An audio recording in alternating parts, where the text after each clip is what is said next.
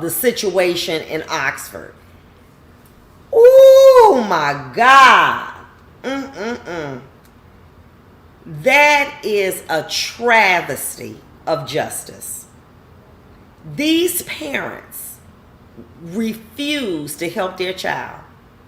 There was evidence showing that this boy had mental illness. And why in the hell would you put a gun in the hands of a child that you know is unstable? Who they were telling the mom and dad that he was hallucinating, hearing voices. Oh boy, ain't nothing wrong with you, ain't nothing wrong with you. And buying a gun, and then this happened, and what do? They on the run, trying to get away and leaving their son. The lifeblood of any trial is called a preliminary examination. What is a preliminary examination? A preliminary examination is a hearing to determine whether or not there's probable cause to believe that a crime was committed and that the person charged committed it. It's an opportunity to see what the prosecution has, what witnesses they're going to call, etc., to see holes in their cases, etc. He waived his preliminary examination. He has a lawyer that hasn't been maybe 10 or 15 years. And I have not. Because I've only been doing it for 31 years. So that ain't nothing. Maybe like 30, maybe 32 years before, but not 31. In my time, you hold an exam. Why? Because the exam is necessary to be held to be able to determine what the prosecutor has and doesn't have, so that you can try to mount a defense. He waived his. Nobody, so he will automatically go to circuit court. So if there were inconsistencies, to see what you have.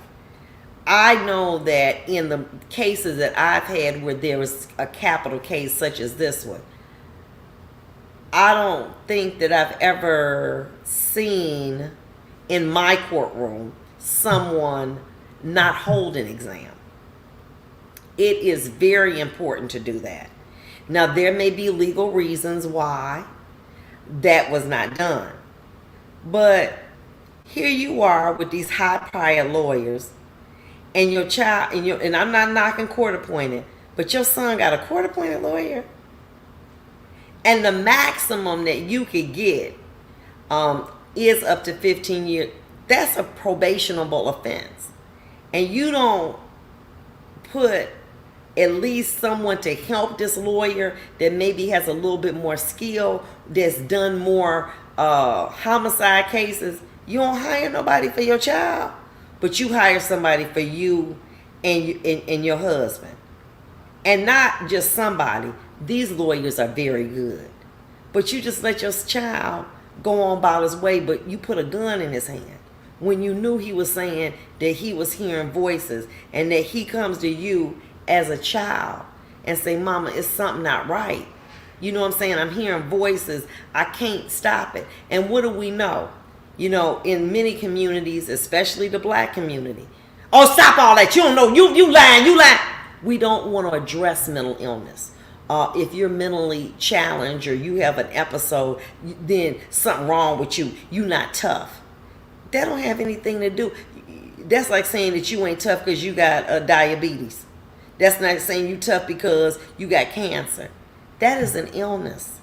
And when you have a child that comes to you and basically says, you know what? I don't know. I don't feel like going to school today. I keep hearing voices. When your child say that they hearing voices, that ain't something that you shrug off. That's serious. That needs to have mental health intervention immediately. But what you ain't tough. So I'm gonna put a gun in your hand, a gun that kill people in your hand, when I know that you telling me that you hearing voices and that you can't sleep and that you are displaying signs and symptoms of somebody with mental illness. I go out and buy you a gun and show you how to shoot in the backyard. Are you what? And then when this go down with their son and he get charged with these serious cases, you don't hire him a lawyer. I'm not saying that maybe a retained lawyer would make a difference. I don't know because I don't know the evidence. But at least it would be more of a fight. According to news outlets, the lawyer for the son has had very limited experience in doing these type of cases. Now, I don't know if that's right, okay? You know, but I'm going by what the media say, okay? So I'm not trying to be talking about nobody and throwing shade on nobody. Based on what I've read, the media outlets say that this is a relatively newer lawyer to maybe homicides and these types of cases, and I'm relying on the media. And if so, I'm gonna make sure my child got the best. See, I'm cut different. See, if it's between me and my child, I'm gonna make sure my child good. I figure it out because I brought my child into this world, and I would think that any parent that was a parent would think enough of their child. But see, here's the kind of parents. Let me go there. That if it's one slice of bread, they're gonna give their child a crumb and they're gonna take it. What kind of mess is that? Let me tell you something. Let me tell you this. People who do that to their children, to me, them ain't parents. Them sperm and egg donors. Because that ain't what parents do. I'm gonna make sure mine good. I've seen more parents, as a former judge, go back to work, get 2 and 3 jobs to make sure that they have the adequate representation for their child. Okay, they's like, my child ain't going out like that. That's your child. But then you put the gun in your child's hand by going to buy it when your child talking about something, they hearing voices. And then, you know, and here's the thing. Oh, you know, with the parents, they got a little mental too. Well, they ain't got enough mental to know that they trying to get away. They trying to get $4,000 out the bank. They trying to go hide, and they get 2 top lawyers. They ain't that mental. They don't give a damn. In my estimation, they don't give a damn. See, if you care about your child, you get hungry when it's one piece of toast. Oh, I'm full, and you let your child eat. That's how I was brought up. I don't know about no, but that's how I brought up. But we want to say, well, you know what? They a little mental. Well, they knew to get good lawyers, excellent lawyers. You mean to tell me that you couldn't have made a decision and say, baby, the husband to get somebody, and we get a court appointed for you, but we gonna make sure that our son good. Something you gonna do that? And I'm not saying that this lawyer's skill level is not what it should be. I'm saying based on media outlets, it's not, this person has not done a lot of these juvenile murder cases. Now, I'm relying on the news. I ain't trying to throw shade on nobody. But I'm saying to you, so they could be wrong. But come on. I want my child to have a team.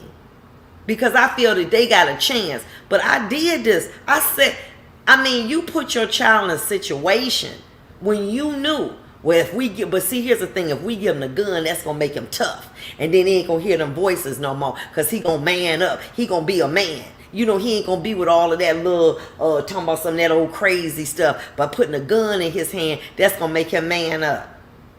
What in the world kind of logic is that? Okay?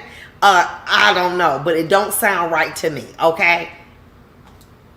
My belief as a parent, I'm going to make sure my kids is good. Because that's just what you do, okay? You sacrifice for your children, okay?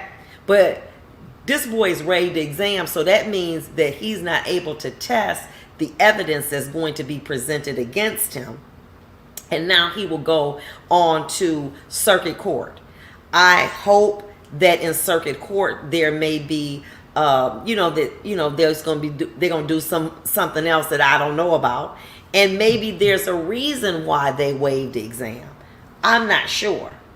But I just, I've been that lawyer. I don't know the circumstances, but more often than not, you see lawyers hold the exam because you want to see what the evidence that they're going to present against that client is. But we'll be back, and I'll talk about some other stuff. I'm going to talk about a little boy in Livonia and how they handle that. We'll be right back.